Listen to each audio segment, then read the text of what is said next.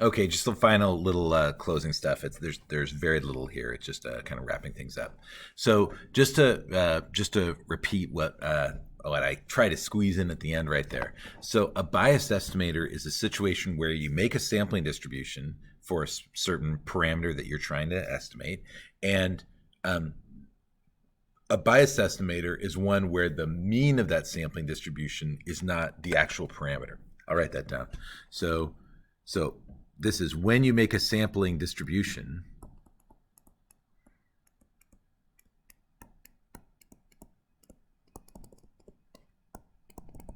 so you sample and sample and sample and sample and sample and sample and sample, and then you calculate some statistic off those samples, and you collect them all together, and you make a graph, and you say, okay, this is what the sampling distribution looks like. If the mean of that distribution is actually equal to the thing you're trying to estimate, then that's unbiased. So an unbiased estimator is that the mean of the sampling distribution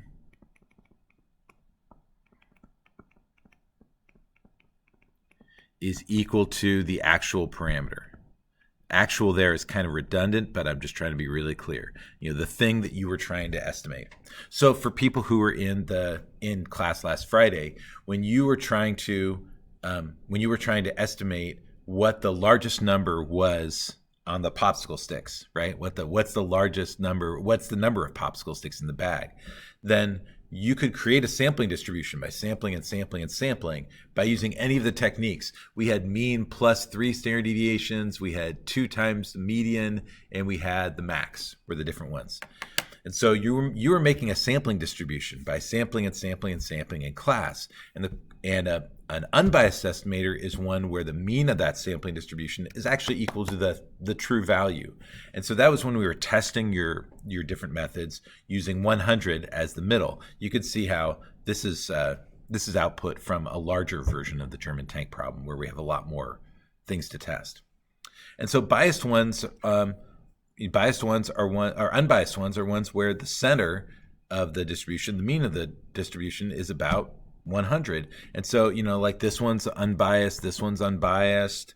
This one, I don't know, the mean of that one actually might be the mean of might be 100 because of the tail pulling the mean left from the big group. It doesn't look like this one looks biased.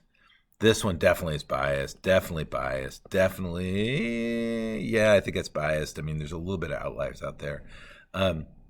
Anyway, so that's what a biased versus an unbiased estimator is. And obviously, it would be nice if the mean of our sampling distribution is actually equal to the thing we're trying to estimate.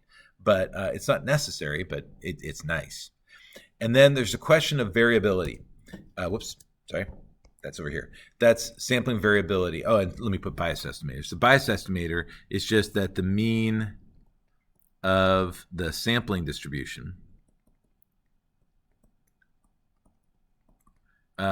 is greater than or less than the parameter.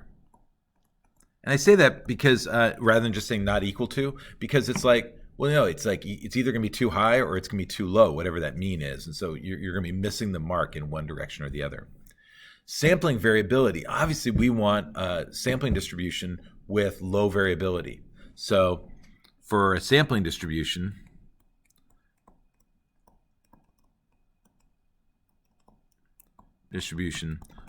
low variability is better.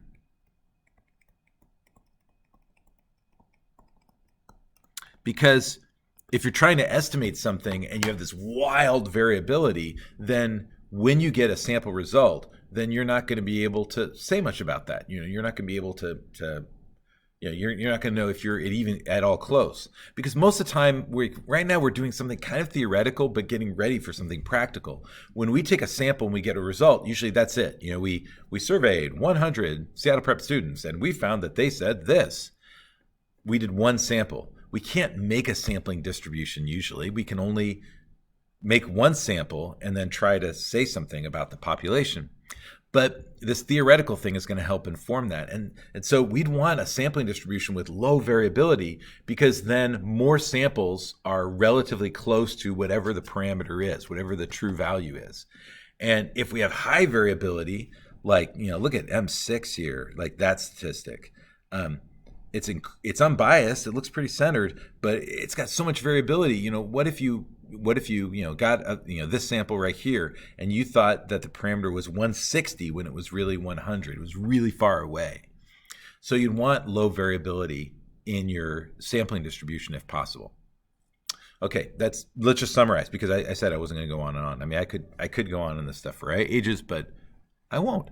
So what is a sampling distribution? You've got a population, and you've got something you're trying to estimate about the population. And so you could sample, and you could sample and sample and sample and sample and sample and sample, and each time make a statistic, like in this case, it was the sample means, and collect them all together. And that's a sampling distribution. It's the true sampling distribution if you do it for every possible sample. Usually you might have an estimate of the sampling, just an approximation of the sampling distribution, like this one where they did 500 simple random samples. That's not all the random samples you could take, but it gives you a pretty good idea. And so a sampling distribution allows us to know what is the pattern of how samples vary. We've always said samples will vary. Well, what's the pattern of that distribution, and how much do they vary? And this is kind of some questions that we're going to be answering very soon for a bunch of different parameters. And one thing we've seen that the center in this particular case, this was doing sample means with the pennies, that the centers are about the same. Whatever the population center is, the sampling distribution centers for the mean seems unbiased, because like looking at the penny ones, and you'll come see them on Thursday, it looks like the mean of the sampling distribution is probably the mean of the population. We can't do the whole population, there's too many pennies, and we can't do the sampling distribution, that's too many samples, but it looks pretty good. And so the centers of the sampling distribution for sample means of that sampling distribution seems pretty unbiased. And what we've noticed is that the variability gets smaller the bigger the sample size is. When you do 25 pennies, it's a lot less variable than when you do 5 pennies, and a lot less variable than when you do 1. Okay, that's what a sampling distribution is. What you're going to see on, do I still have it open? Yeah, what you're going to see on Thursday is that we're going to go all in on the sampling distribution for sampled proportions. So we're going to say, all right, so what if we have, this at the school, and we've got 60% who favor something. When we take samples, how are those samples going to vary? What is the sampling distribution like? So we're going to examine specific sampling distributions for specific situations, one sort of the basic ones, and the ones where a lot of stuff has been worked out, and we'll be able to see what the center, the spread, and the shape is of the sampling distribution for sample proportions. And then we'll be doing means after that. Okay, I should shut up. So this is still less than an 85-minute class, all right? So yay for that. And there's a homework assignment that's posted on OneNote, so you can check that out. I keep doing this a lot these days. Yeah. And I think that's it. So we'll see you Thursday, and have a great Tuesday and Wednesday, and we'll see you soon. So take care, and welcome back, and it'll be good to see you. Okay, bye-bye.